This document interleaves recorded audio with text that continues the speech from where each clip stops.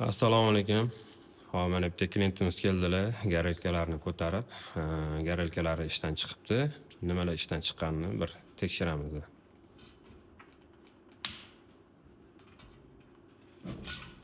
Xo'p. Bu yerda nima bo'lgan? Bu yerda pliga qo'yib bosilganda o'qidan aylanib ketib qolgan. Hozir buni yechib, boshqatalab joyiga qo'yib, yoqqanda birinchi pliga, keyin garelka yonadigan qilamiz. Xo'p, mana garelkamizni to'g'rilab bo'ldi. Endi yoqamiz. Va mana pliga отдельно yondi. Dachi qizib olish kerak o'rtada. 10 ga sanab turib, keyin qo'yib yuboramiz. Buraganimizda yonish kerak. Garelkamiz yondi.